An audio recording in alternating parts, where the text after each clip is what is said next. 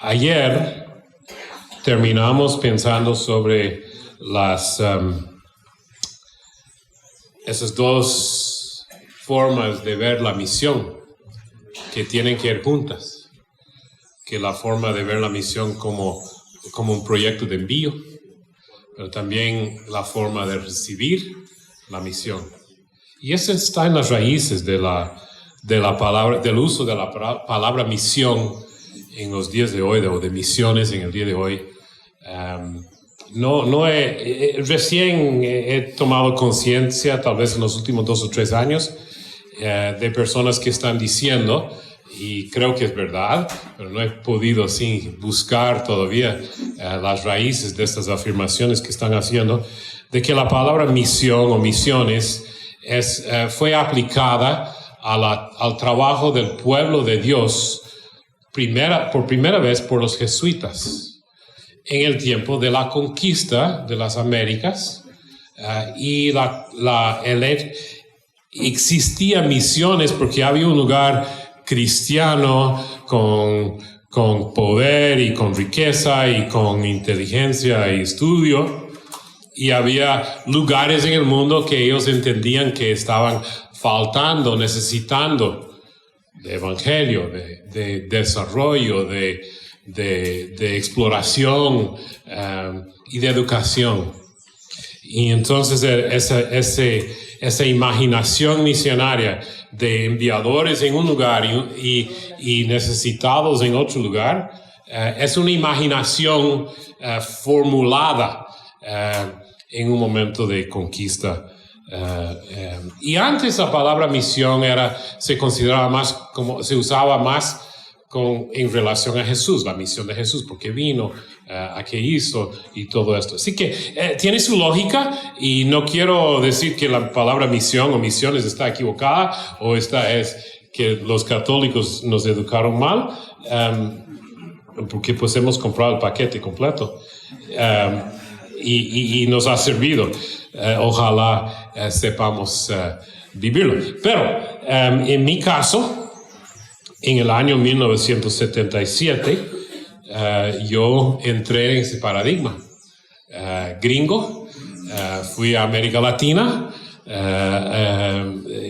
una región considerada necesitada de visión, de entrenamiento misionero, de todo eso, ¿verdad? Y había vivido en ese paradigma en mi casa, porque mis padres pues tenían muchos misioneros alrededor de la mesa, en los domingos, especialmente después de la iglesia. Si había misionero en la ciudad, pues estaba en nuestra casa, ¿verdad? Y yo aprendí muchas cosas con ellos. Y uno de ellos me llevó a Guatemala cuando yo tenía 16 años. Iba a pasar el verano, las vacaciones escolares en Guatemala. Y algo pasó, y ese misionero se fijó que había una conexión mía, personal, íntima, incipiente, nuevo, ¿verdad? O sea, no estaba bien desarrollado, pero esa conexión con Guatemala, en el caso. Y él me invitó a quedarme durante el año escolar. O sea, hice mi 11º año del colegio en Guatemala como si fuera hijo de ese misionero. Mis padres aceptaron que yo viviera en Guatemala, y ese misionero me mandó a una escuela de misioneros en otra ciudad, en Quetzaltenango. Y ahí aprendí. Yo escapé más de la clase que ir a la clase. Que dije, nunca más voy a vivir en América Latina, quiero aprender el español, ¿verdad? Debía haber aprendido el quiché, Carlucci. ¿Dónde está Carlucci? Sí, debía haber yo prestado atención a Carlucci y aprendido el quiché en vez del español. Pero bueno, me ha servido el español más que el quiché. Y estaba en ese paradigma. Pero cuando en el 77 fui a vivir a Brasil, me fijé luego que había gente de mi generación mucho más preparada para el ministerio que yo. y estaba más claro sobre lo que se tiene que hacer. Y mis compañeros americanos me estaban pidiendo que yo inventara algún ministerio, ¿verdad? Porque para justificar mi existencia. ¿Qué? Decís que sos misionero, ni sabes qué hacer. Y no sabía. Y ahí está.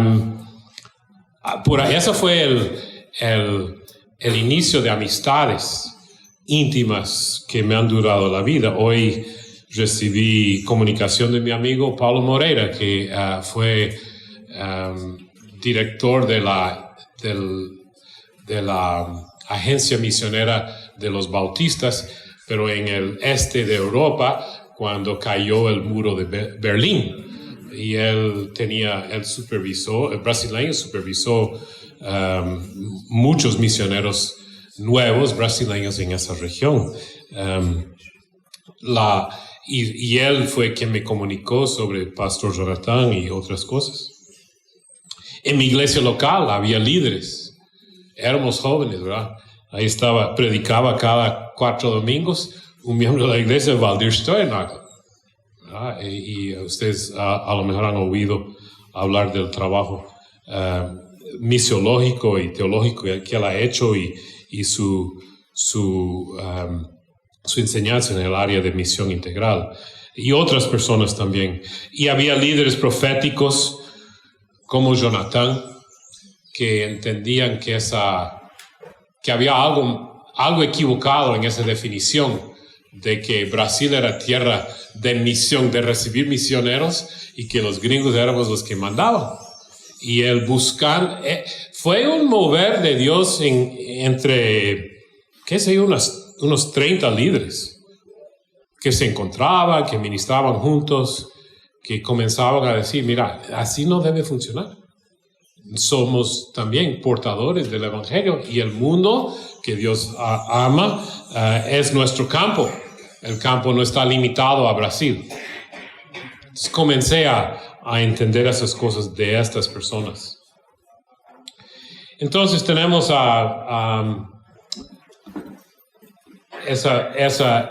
lo que vimos. Voy a moverme aquí al lado.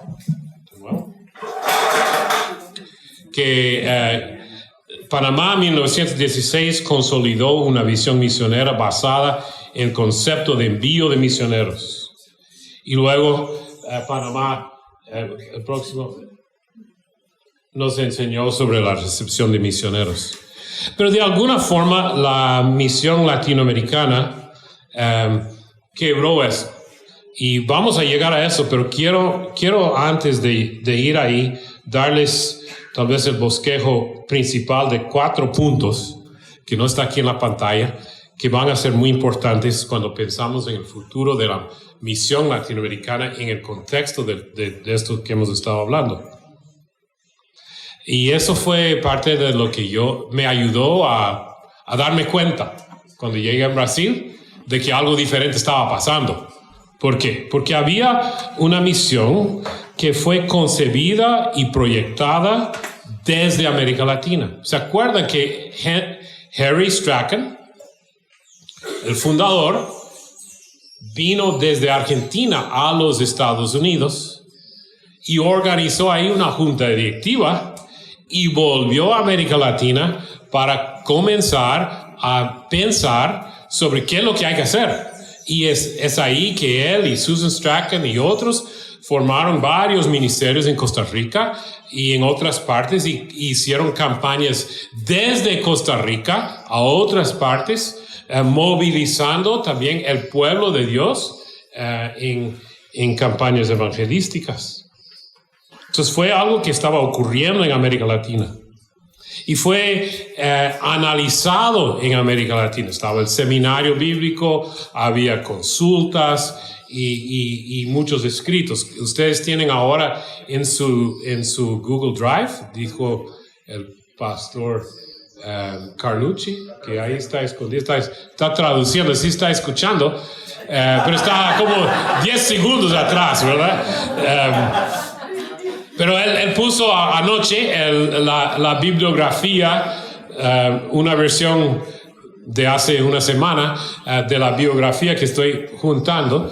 Y en esa biografía hay un montón de escritos donde están, traen personas de América Latina juntos en algún lugar de América Latina para pensar teológicamente. Y eso más tarde, la misión latinoamericana o personas de la misión latinoamericana estaban muy conectados con los inicios de la fraternidad teológica latinoamericana, que continúa en esa tradición también, latinoamericanos pensando sobre la misión, pero estaba dentro de la organización de la misión latinoamericana. Eso fue importante porque esto convirtió el trabajo de la misión latinoamericana en Estados Unidos y Canadá a un trabajo de educación e invitación.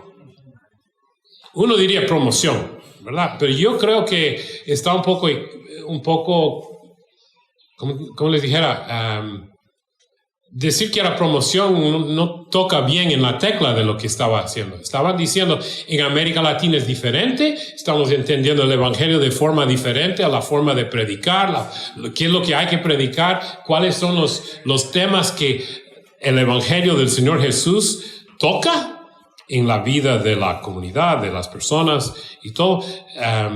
Hay diferencias y ustedes mejor aprendan con nosotros. Entonces eso fue la comunicación y entonces la invitación a participar, a venir, a caminar con nosotros en América Latina, así como las invitaciones mucho más amplias y mucho más numerosas a otros latinoamericanos de otras agencias, de otras organizaciones, de otras iglesias a participar juntos, a unirse en lo que es la historia del Evangelio en América Latina. Pero ese es el primer punto. El primer punto es concebido y proyectado. LAM fue concebido y proyectado desde América Latina, con todas esas cosas debajo. Segunda cosa, la misión latinoamericana, Estados Unidos por lo menos, yo diría la misión latinoamericana a nivel, digamos, continental, no encontró el camino de la sustentabilidad. No se sustentó, no existe más. Y no sé si es una tragedia o una victoria, pero es una realidad y hay que entender, hay que pensar un poco en qué pasó. ¿Verdad? Especialmente porque por dos cosas relacionadas al futuro. Las dos cosas relacionadas al futuro tienen que ver con la fusión de la misión latinoamericana en Estados Unidos, de la cual yo fui parte, a la fusión con la United World Mission, o la Unidos en Misión, no sé cómo se llama. Y yo participé en esa fusión y yo ayudé, yo abogué por una buena fusión. Y yo me acuerdo que el interés de la United World Mission, una misión fundada en Estados Unidos para trabajar, para llevar el mensaje del Señor Jesús a otros lugares, concebido en Estados Unidos, exportado, digamos, para otras partes, proyectos inventados en Estados Unidos, promovidos en América Latina, proyectos buenos, llevaron a otros continentes, crecieron mucho.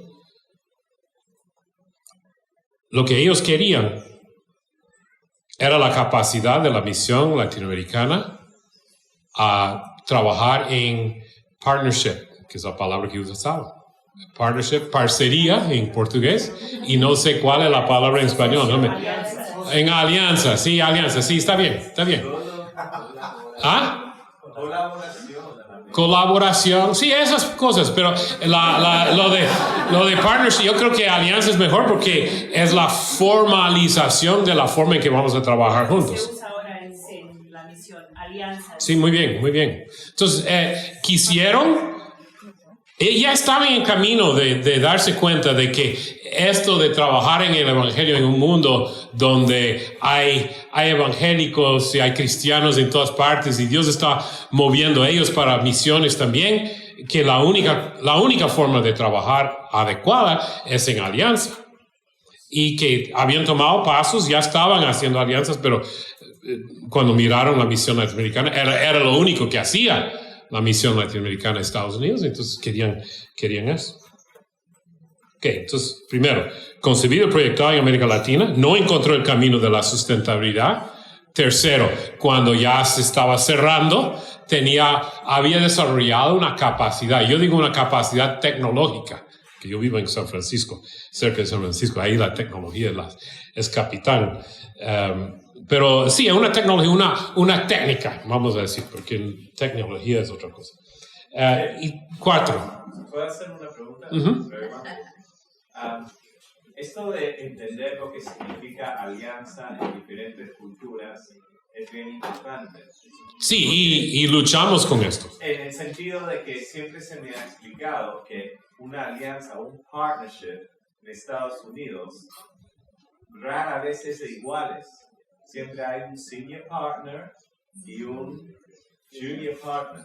¿Ya? Uh-huh. En cambio, en un contexto europeo, un partnership es de iguales. De iguales.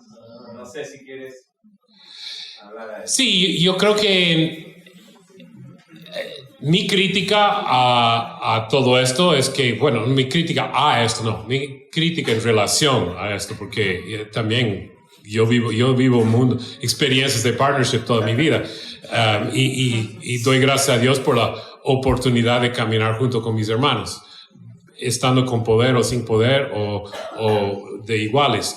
Creo que para mí ha funcionado mejor ser el menor de los dos. Pero es una experiencia propia de mi vida. Pero yo vi en la historia de la misión latinoamericana, durante la fusión, que había la familia ahora usando la palabra en portugués, la parcería de la misión latinoamericana era más amplia que las asociaciones o partnerships que teníamos. O sea, podíamos identificar ciertos partnerships, pero a veces la familia estaba más fuerte donde no había un partnership convenida, y estas eran importantes, y cómo introducir a la otra misión a esta relación de familia. Y en el camino me encontré con Carlos Calderón, que es uno de los vicepresidentes de Partners International, que es el gurú de partnerships, y él es salvadoreño, y él dice que la lucha de él como salvadoreño es que en América Latina un partnership, pues partnership es una palabra difícil, como estuvimos hablando, pero que familia es muy claro, y que familia pelea, pero es familia después de la pelea. Partnership no funciona así. Entonces es muy práctico, ¿verdad? Todo el concepto ya viene cargado. Pero bueno, esto es otra cosa. Y debemos hablar de esas cosas, pero tal vez me desvío. 4. Bueno, primero, concebido y proyectado en América Latina, no encontró el camino de la sustentabilidad. Y 3, había un método aprendido, digamos, en camino, porque la misión tenía algo que aprendió. Pero interesante que fue ese el punto, ¿verdad? El partnership como el punto principal. Cuando uno mira la historia de la misión, tal vez no es lo más importante. Es nada más un resultado momentáneo en una realidad. Y la cuarta cosa, ¡sorpresa! Todavía existe una misión latinoamericana en algún lugar.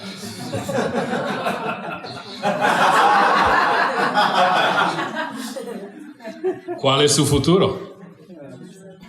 ¿Por dónde va? Y descubrí una cosa hoy. Harry Strachan nació en Canadá.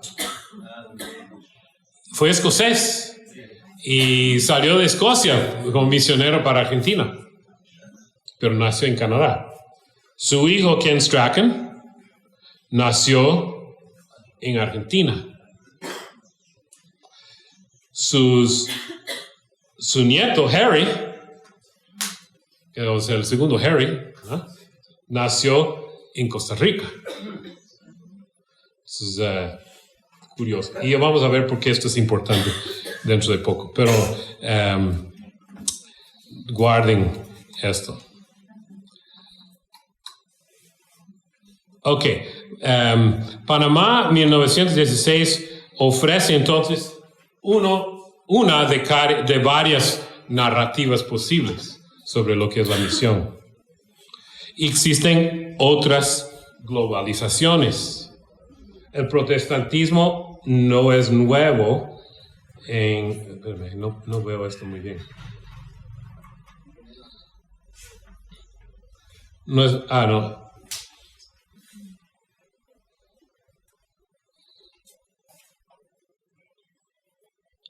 Es el próximo, perdón.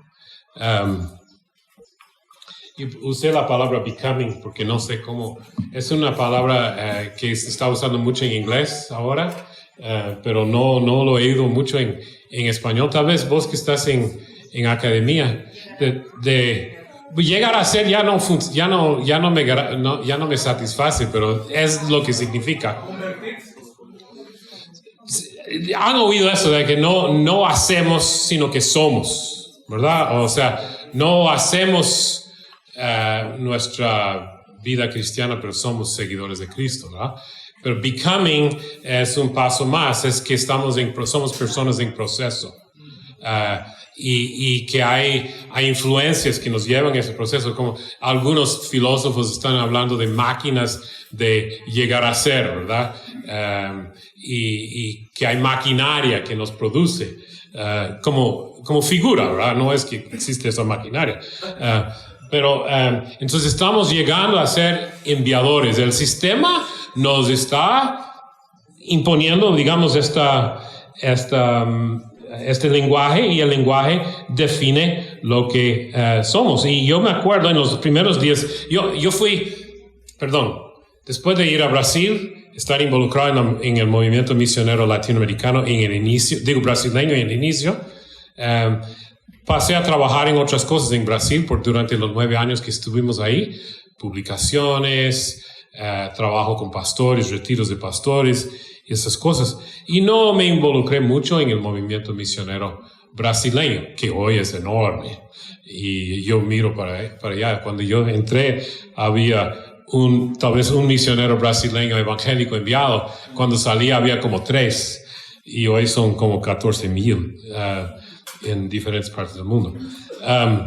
Pero cuando salí de Brasil y fui a Guatemala, trabajé con pastores indígenas unos 4 o 5 años, y luego entré a trabajar en Comibam cuando mi amigo, colega de guatemalteco, Rudy Girón, fue llamado a la presidencia de Comibam. Él buscó la ayuda de CEPAL, donde yo trabajaba, y yo entendí que el Señor quería que yo renunciara y trabajara bajo su liderazgo, lo que fue difícil para los dos pensar, porque él dijo: yo nunca he visto un gringo trabajar por un guatemalteco y que esto funcione.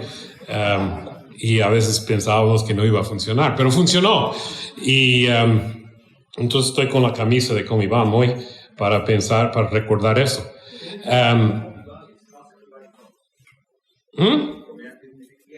Comibam, tal vez lo saben, Comibam, Cooperación Misionera Iberoamericana, y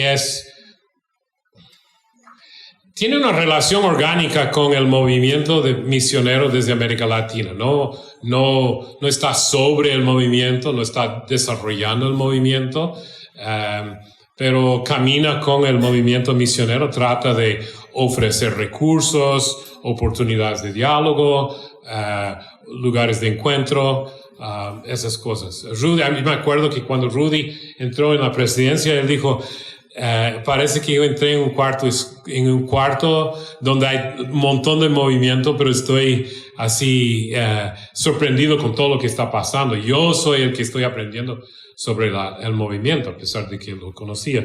Y igual, en mi caso, ha sido un camino de ver cosas que yo no esperaba, no de producir nada, más bien de darme cuenta de que algo está pasando que yo no controlo.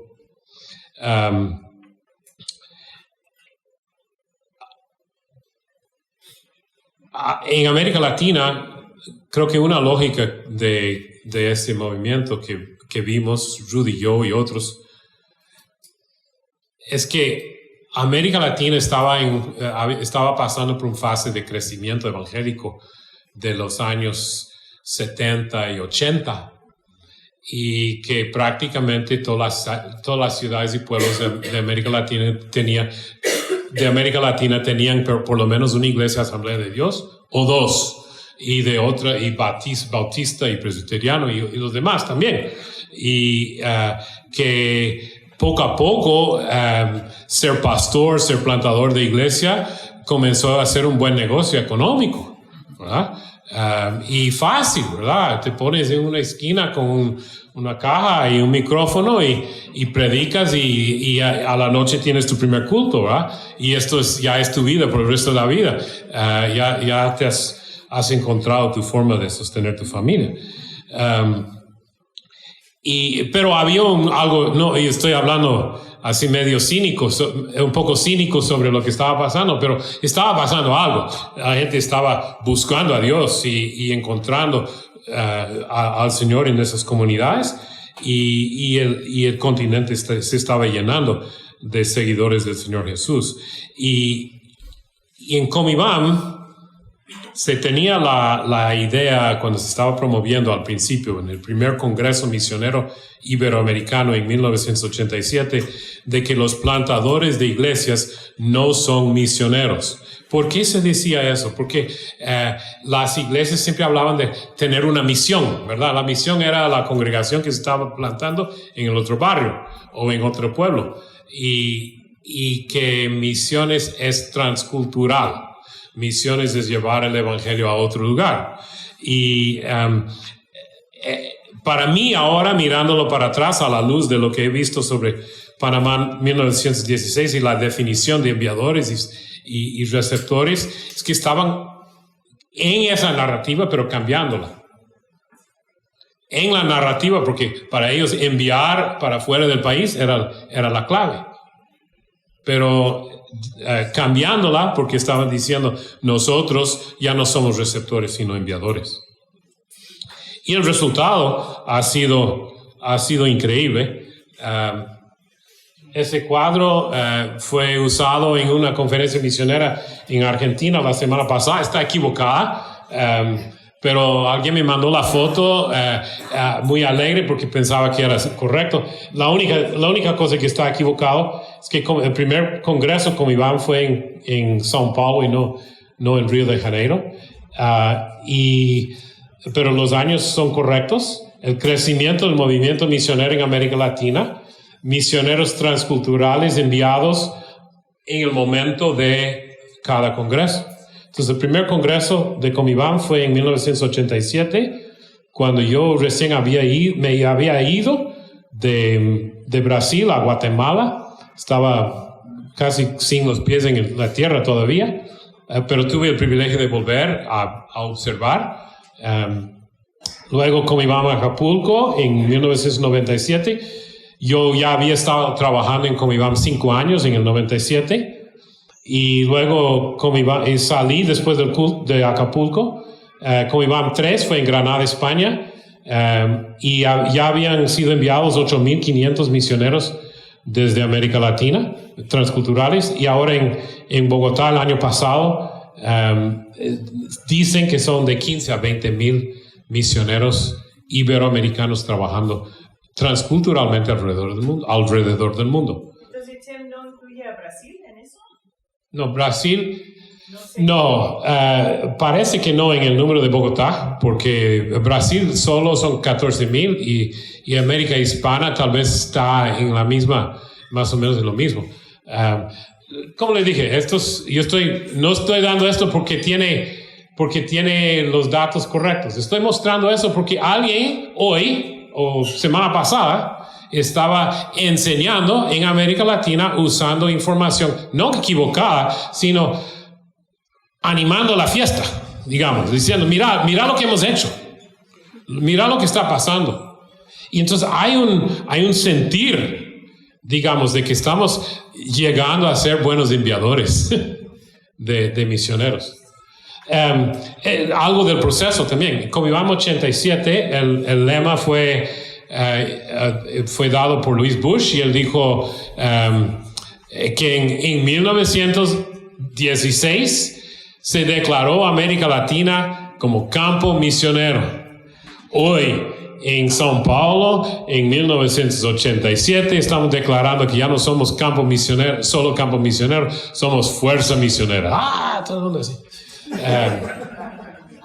En Acapulco, el tema fue, pues, ¿qué hemos aprendido en el proceso de enviar misioneros? Porque ya hemos enviado a algunos misioneros, ya estamos con 8,000. Entonces, los análisis fueron de los líderes de las nuevas agencias, y que llegaron ahí, hablaron de sus experiencias de enviar, problemas con dinero, de cómo enviar dinero a otros países, cómo cuidar de los misioneros, cómo entrenar a los misioneros, esas cosas. En Acapulco, en Granada, ya con más misioneros enviados, se tuvo, los líderes de Comiván en ese tiempo tuvieron la idea de que había que examinar al movimiento misionero latinoamericano desde la perspectiva del campo. Entonces fueron y hicieron investigación entre algunas iglesias fundadas, entre algunos proyectos que fallaron y esas cosas. Entonces presentaron los resultados y tuvieron gente de campo, gente receptora en la conferencia. Y esto ya, ¿cuánto? 20 años después de comenzar el movimiento. Yo digo que en Estados Unidos, poco a poco, después de 200 años de envío misionero, estamos comenzando a incluir la voz de receptores en nuestra visión misionera. Y me impresionó eso. Y creo que tiene que ver con el hecho de que la verdad es que América Latina no era simplemente un campo de recepción. La narrativa estaba equivocada. La realidad era otra. Y ahora en Comiván, Bogotá, no sé, sentí que algunos, ya se estaba repitiendo algunos de los mensajes más animadores, la misma cosa de hace 20 años, pero en los grupos había gente muy capaz. Yo senté en algunas mesas y gente intercambiando proyectos con brasileños, con peruanos y peruanos con ecuatorianos y hasta colombianos con venezolanos, y así, ¿verdad? Hay gente de diferentes partes del continente encontrando formas de pensar juntos sobre el mundo y la necesidad de Cristo y cuál es nuestro papel en eso. Entonces, sigamos, saltamos, ahí está el crecimiento, para darles una idea de otros, ahí de gringos que están contando los misioneros latinoamericanos. Sigamos. Entonces, el tema de llegar a ser receptores de la misión es algo importante. Y esto está pasando en otras partes del mundo. El próximo. Aquí hay un barco de migrantes. Y de África están viniendo muchos migrantes a Europa. Y muchos de ellos son seguidores del Señor Jesucristo. Sigamos. En la frontera en Estados Unidos, donde están bloqueados, los que no pueden entrar, hay pastores, hay reuniones de alabanza, de gente que, pues, mientras esperan, ¿qué hacen? Pues alaban al Señor, ¿verdad? Interesante, ¿verdad? Entonces, hay un movimiento, ¿verdad? De recepción motivada por los procesos migratorios. Sigamos. Y yo entendí eso estando en mi ciudad, bueno, ¿reconocen de dónde sería, de dónde esa gente? Son guatemaltecos, pero no es en Guatemala, es en Oakland, California, ahí cerca de San Francisco. En el culto de 8 años de la existencia de la iglesia de Ebenezer en Oakland, una de las 13 iglesias en la ciudad de Oakland que habla el idioma Mam de Todos Santos. Ahora, Mam de Todos Santos es una de 6 dialectos de la lengua Mam que no se entienden entre sí. La diferencia entre Mam de Todos Santos y Mam norteño, que es el dialecto vecino, dicen que es más o menos igual a la diferencia entre francés y alemán. Eso es dentro de un idioma. Y son 50 idiomas en Guatemala y sus dialectos. Pero de ese dialecto, Mam de Todos Santos, gente que habla hay 13 iglesias en una ciudad en Estados Unidos.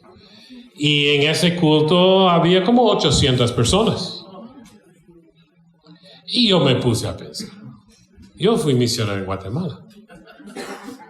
Y yo sabía de la existencia del pueblo de Todos Santos, Cuchumatán, de donde vienen estos. Y yo pues mucho quería ir allá porque en Guatemala muchas mujeres todavía usan su traje típico original guatemalteco, aunque a veces hay intercambio ahora entre los pueblos. Allá no es tan homogéneo en cada pueblo. A veces las jóvenes quieren vestir del vestido de otro pueblo. Entonces visten y vas a un pueblo y ya no están todas las mujeres vestidas igual.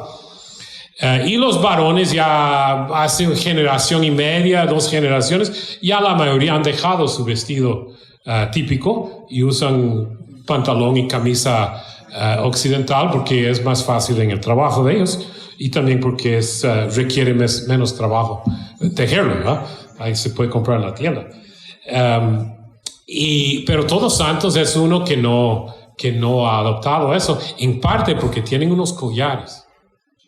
No está en la foto. Los hombres tienen unos collares bordados increíbles.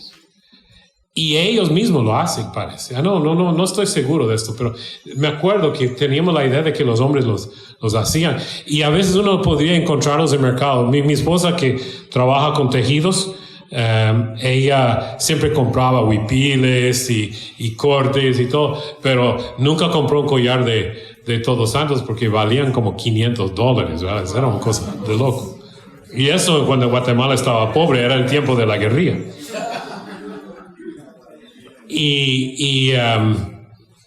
Entonces yo, cuando supe que había todos santeros en nuestra ciudad, puse los antenas en alto. Y yo doy clases en un instituto bíblico de unas iglesias hispanas, y ese instituto bíblico busca dar educación a nivel, digamos, de lo que recibiría un seminario si tuvieran las cualificaciones. Pero comencé a darme cuenta que mis alumnos, para muchos, el español era el segundo idioma. Y no era que hablaban inglés, sino que hablaban algún idioma indígena de algún pueblo en América Latina. Y los que venían de Oakland, pues casi siempre hablaban Mam de Todos Santos. Entonces comencé a amigarme con algunos alumnos y fue así que yo fui invitado a ese aniversario. Y en el aniversario también pensé lo mismo. Fui misionero en América Latina, en Guatemala. Y teníamos cada año un encuentro de todos los misioneros en Guatemala. Y en alguna ocasión creo que sumamos 400 personas en un salón, hablando inglés, leyendo la Biblia, pensando en cómo el Señor nos usaría para el Evangelio en Guatemala. Y aquí estoy en Oakland con 800 indígenas de un solo pueblo de Guatemala, leyendo la Biblia, tratando de entender cómo es que se sigue al Señor en Oakland, California. Y la ciudad de Oakland es más chico que que Guatemala. Guatemala tiene 10 millones, 11 millones de personas o más. No, ahora creo que son 17 millones, algo así. No me acuerdo, es locura. Porque cuando yo fui a Guatemala en el 68 eran como 4 millones y ahora son como 4 veces más. Pero están haciendo lo mismo que nosotros hacíamos. Y no hemos visto todavía el fruto completo de lo que el Señor está preparando con ellos. Estamos aprendiendo a ser receptores de misión porque hace parte de la misión. Pero aquí la misión entonces está de cabeza, patas arriba. Y la misión latinoamericana vivió una misión de patas arriba, de otra geografía, diferente de la narrativa típica de país de envío, país de recepción. El país sede era Costa Rica. Pues cuando yo entré en la misión o cuando yo comencé a conocer la misión era Colombia y Costa Rica, pero la verdad es que tienen trabajo en muchos otros países, pero como que se identificaban con esta geografía y migraron a otro centro, eran migrantes. Ayer mencioné cuántos misioneros de la otra generación, de la generación antes que la mía, que la nuestra, se arraigaron en Costa Rica, se migraron para Costa Rica, tienen pasaporte tico. Harry Strachan, y migración de otra forma. Harry Strachan nació en Canadá, Kenneth Strachan en Argentina y Harry Nieto en Costa Rica. Muchos obreros tuvieron que migrar por un año a otro país para las campañas de evangelismo a fondo. Y se establecieron en los otros países. Quedaron 1 año, 2 años en otro país. Misiologaron y teologaron en su actualidad y en su geografía junto con otros actores. El spell check de mi computadora está mala. Con otros actores. A veces pienso que estoy hablando en español, en inglés, a veces en portugués, pero el español pues lo mata.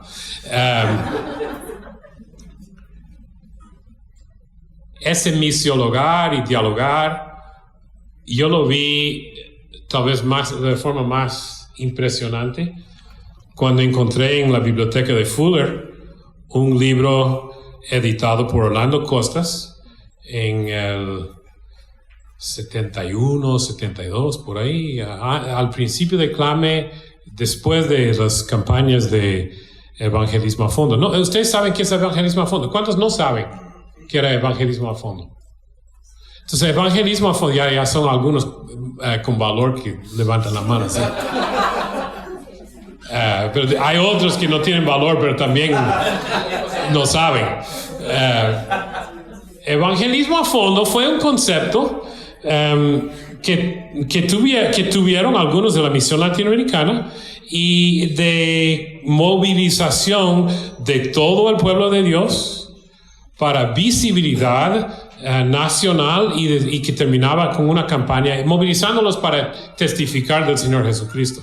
Una forma de evangelismo en masa, diferente de las grandes campañas, que la campaña en sí era movilización y pues había una campaña evangelística en estadios al final, pero el trabajo fue otro. Había marchas para Jesús y material impreso, y todo eso, y personas que conocemos estaban involucrados, inclusive esa canción que cantamos anoche, Te vengo a decir, fue escrito en una campaña de evangelismo a fondo. Pablo Pretis, que toca el piano, le gusta tocar el piano, él estaba tocando y salió una musiquinha en portugués, una musiquinha, y Juan Isaías estaba ahí y comenzaron a hacer y pues salió la música y estamos agradecidos a esto por esto hasta el día de anoche, hasta la noche de ayer, no sé cómo se dice, quién sabe, lo cantamos otra vez, fue alegre, Pero ese libro es un trato teológico, 6 o 7 presentaciones de diferentes personas, profundamente teológico, sobre qué significa evangelizar en América Latina hoy, reflexionando sobre la experiencia de las campañas de evangelismo a fondo. Hay escritos en Estados Unidos evaluando las campañas de evangelismo a fondo de forma sociológica, ¿verdad? ¿Qué es eso de movilizar al pueblo? ¿Qué es eso qué tiene que ver la religión con esto? ¿Por qué tanta gente se convirtió? Todo eso. Ese fue diferente. Ese fue implicaciones. ¿Dónde está Dios en eso? ¿Y qué es lo que el Señor quiere de nosotros? ¿Y qué hicimos mal?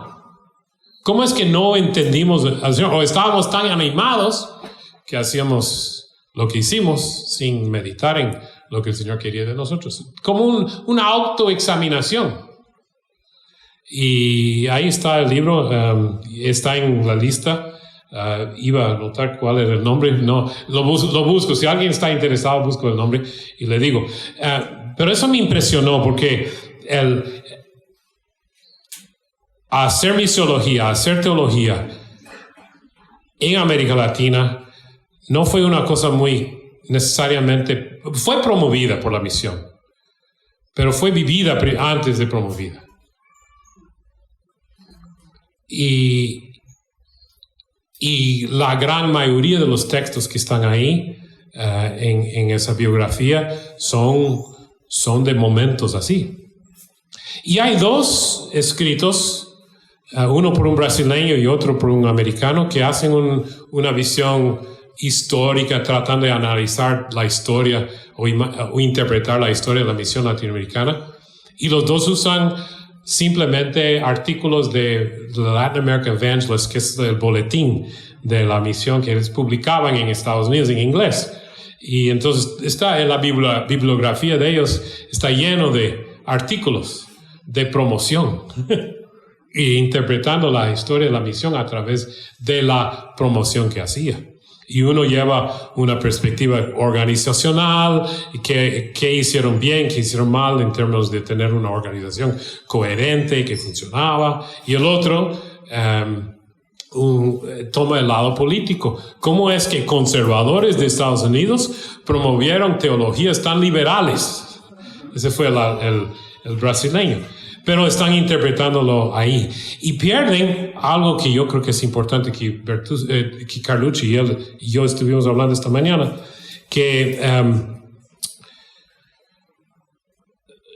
las ideas de misión integral fueron muy importantes en ese periodo de la misión latinoamericana y surgieron en un contexto de revolución, de antiamericanismo, de evaluación de Estados Unidos por conservadores evangélicos, de que la misión iba para la izquierda, que eran temas de ideología.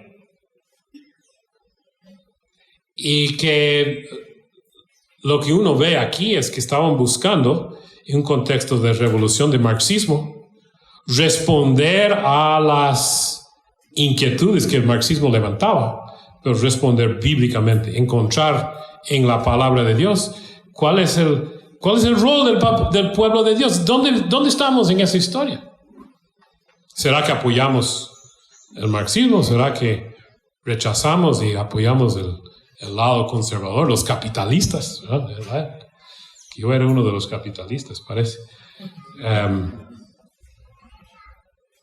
Y buscaron y entendieron.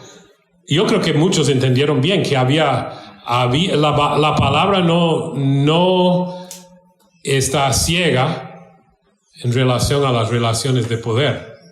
No, la Biblia no está ciega en relación a la política, pero no ofrece no apoya uno de los lados políticos, no apoya a los reyes de este mundo, porque los reyes de este mundo conspiran contra el Mesías, contra Jehová y su Mesías.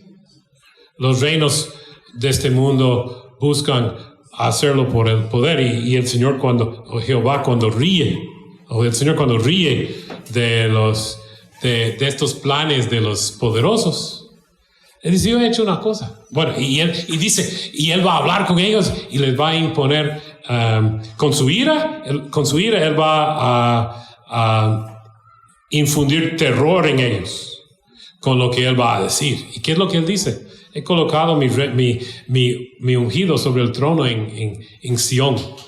Un pueblito ahí no muy importante en el mundo.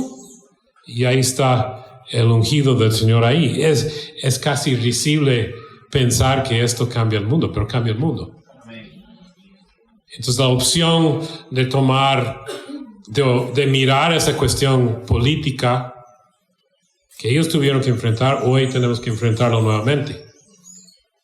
Estamos en momentos de mucha confusión política, en momentos en que los políticos, los poderosos de los 2 lados, de los 3 lados, de no sé cuántos lados son, están queriendo involucrarnos en su proyecto político.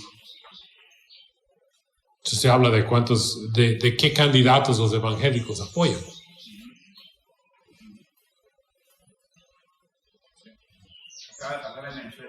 Sí, acaba de pasar en Venezuela, acaba de pasar en Brasil, acaba de pasar en Estados Unidos, acaba de pasar en Guatemala. O sea, se puede decir en cualquier lado. Y entonces tenemos delante de nosotros un desafío parecido al desafío que estuvieron. Y se puede aprender mucho con ese desafío. Buscaron involucrar a las iglesias de Norteamérica en su proyecto, habiendo examinado su propia fidelidad y habiendo sometido a esta examinación a la palabra de Dios y a diálogo con otros latinoamericanos de su momento, se esforzaron para reeducar a los norteamericanos, porque de ahí venían misioneros y dinero, y querían que viniera preparado para hacer lo correcto. Reeducar a los norteamericanos desde una perspectiva de misiones no centradas sobre los que enviaron y sostenían, sino misión arraigada en contextos donde Dios ya estaba operando y donde el camino hacia la nueva creación no pasaba necesariamente por Norteamérica. Entonces la USA no encontró el camino de la sustentabilidad. Y muchos dicen que perdieron el camino en el proceso de la formación de CLAME. Algunos más conservadores dicen no debían haber CLAME. En 1972, la misión latinoamericana, que había sido una entidad sola de proyectos creados en Costa Rica, de afiliaciones con ministerios, con 2 denominaciones, la AIEC de aquí de Colombia y la IBC de Costa Rica. Vea, Costa Rica, ¿no? Okay. Hay que ser fiel. Que la misión nunca debía haber soltado el poder. Otros, como nuestros hermanos Pablo Pretis y Dayton Roberts, dicen que no, la misión tuvo que soltar el poder y lo soltó. Y otros, estaba leyendo Orlando Costas, que cita a sus colegas Rubén Lórez y Juan Isais, que hablar de soltar o detener el poder ya era redefinición de la narrativa básica de la misión, que la misión no tenía, el poder no estaba en los Estados Unidos. Pero en el camino de caminar dentro de un mundo donde misiones se originaban en el norte y se hacía en el sur, se tenía que organizar una junta directiva en Estados Unidos. Y el poder estaba. Can you explain, because not everybody knows what you're talking about, CLAME. Comencé a contar y no conté. No, fue la organización de diferentes ministerios. Se dividió la misión. Entonces, no por división, por enojo, sino para colocar juntas directivas en cada ministerio. Entonces, estaba el seminario bíblico, se independizó. Estaba Caravanas de Buena Voluntad, se independizaron. Estaba el Radio Faro del Caribe, se independizó. Estaba el Hospital Bíblico, se independizó. Estaba Roble Alto, se independizó. Estaba la Asociación de Iglesias Bíblicas del Caribe se independizó. La Iglesia de Evangélicas del Caribe se independizó. Y ahí había uno que se llamaba Minamundo, que era el Ministerio del Mundo Estudiantil. Se independició, pero dejó de existir porque hicieron partnerships, alianzas con diferentes movimientos misioneros, estudiantiles aliados a la IFES, el movimiento estudiantil mundial. Y así. Y entonces está la misión Estados Unidos, la misión latinoamericana en Estados Unidos también se independizó. Y la junta directiva entonces estaba sobre una agencia que hasta ahí había servido como extensión de algo que estaba pasando en Costa Rica y Colombia y en otras partes del mundo. ¿Pero qué hace? Si es una extensión de aquello, entonces se formó lo que se llama la comunidad de ministerios, de comunidad latinoamericana de ministerios evangélicos. Entonces todas estas organizaciones llegaron a formar parte de esta comunidad, y la misión latinoamericana Estados Unidos y la misión latinoamericana Canadá se quedaron ahí, y ellos tuvieron el nombre, en parte por la lógica esa de enviadores, receptores. Los receptores no tenían ese nombre, no eran misión latinoamericana, eran lo que eran en América Latina, que para mí fue genial. Dios abrió puertas de ministerio. Hoy, dicho sea de paso, cuando hicimos la fusión entre la misión latinoamericana y la United World Mission, mi papel fue introducir a United World Mission con los ministerios asociados, no solo los que tenían misioneros, sino los que estaban en esa historia. Entonces los llevé a hablar con Hospital Bíblica, o Clínica Bíblica, y con Roble Alto, que es el ministerio con niños en riesgo en Costa Rica, que se autosostiene con millones de dólares. Y me fijé que el poder económico de la misión latinoamericana junto con la misión United World Mission no llegaba al poder económico de ninguno de los dos ministerios. O sea, el presupuesto anual de la Clínica Bíblica es más que la misión latinoamericana y la United World Mission juntos. Y el presupuesto anual de Roble Alto. Y la verdad es que si uno fuera a hablar de asociación, sería interesante llegar con la pregunta, ¿va? ¿Y cómo podemos ayudarlos a ustedes, los gringos, ¿va? Con esto? Y vino esa pregunta en algún momento aquí en Colombia, casi mencionando nombres. Fuimos a un colegio que se encuentra que no voy a mencionar el nombre, pero se encuentra en Cartagena, que tiene historia con la misión latinoamericana, y nos encontramos con el director del colegio, y él se animó tanto y dijo, llegaron los de la misión. Pues la misión ya había cerrado, y estábamos hablando de la fusión, pero llegaron los de la misión y nos hicieron fiesta. Nos llevaron a comer al centro de Cartagena y pasear en el casco antiguo. Y el director dijo, mira, ¿por qué ustedes no avisaron? ¿Por qué ustedes no avisaron que estaban en situación de tal vez cerrar la misión? Pues vino medio de repente, fue decisión de la Junta. No, pero debe haber motivos. Bueno, oímos que era un problema económico, él dijo. Y si fue problema económico, ¿por qué ustedes no nos avisaron? Podríamos haber mandado una ofrenda.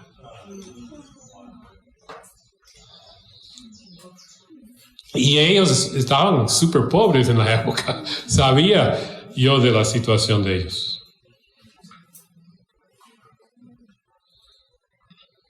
Pero me perdí el camino. Perdón. Bueno, entonces volviendo a Clame, porque estoy ilustrando Clame con esto, ¿verdad? Y la historia de lo que era Clame. Clame dejó de existir, creo que 10 años después de organizar. Y la misión latinoamericana ahí estaba, comenzó a aceptar su posición de crear ministerios tal vez, enviar misioneros a alianzas. ¿Cuál es nuestro papel? Inventaron un ministerio que es llamado Cristo para la Ciudad, muy bien inventado, pero inventado allá. Y cuando dio problemas allá.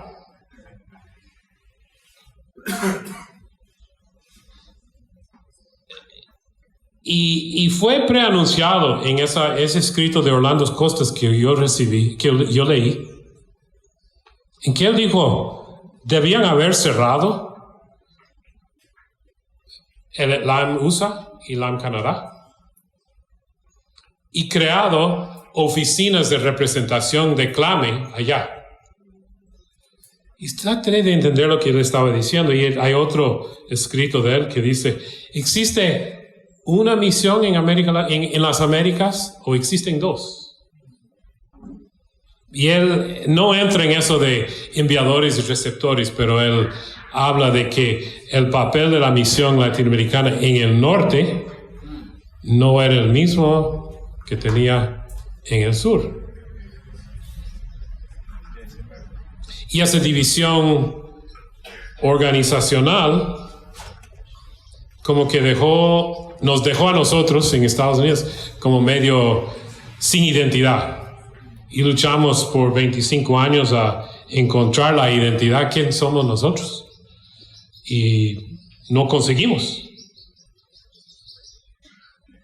Pero ahora veo que la definición de un centro, la cuestión de la geografía, de la misión, todos fueron factores. Entonces fue absorbido por una agencia norteamericana que estaba interesada en la tecnología que la misión latinoamericana había desarrollado para hacer misión. Partnerships, parcerías, convenios, alianzas, familia, palabras que hemos usado en eso. LAM Canadá, surprise, ahí están, abandonados por nosotros. Pues yo no he abandonado, aquí estoy, amándolos con todo lo que yo tengo. Todavía hay gente que lleva el nombre de LAM. ¿Y cuál será su futuro? Yo no tengo la respuesta porque... Bueno, sí hay una respuesta sobre el futuro, pero tiene que ver con lo que es esa historia más amplia. Porque esa es la historia que Dios está escribiendo, en la cual estamos trabajando, a la cual queremos alinear nuestras vidas, y ojalá LAM Canadá encuentre la forma que el Señor ha preparado para que alinee su trabajo y su ministerio con lo que Dios está haciendo. Vuestros ojos verán y diréis, sea Jehová engrandecido más allá de los límites de Israel. En esa historia estamos. Podemos verlo de diferentes formas, pero no voy a predicar ese sermón hoy.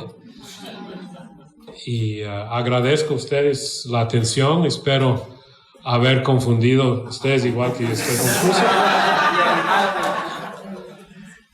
Y pues estoy aquí para dialogar, para conversar. voy a mandar otra bibliografía más actualizada dentro de unos días para que lo tengan, porque esto no acaba nunca. De descubrir esas cosas. Y hoy estaba leyendo otros 2 artículos que no había leído. Uno de Samuel Escobar, llamado The Two-Party System y Misiones, y es un análisis del movimiento estudiantil y de la misión latinoamericana. Y muy interesante. Escribió hace muchos años, pero todavía es muy válido. Así que, bueno, que Dios les bendiga.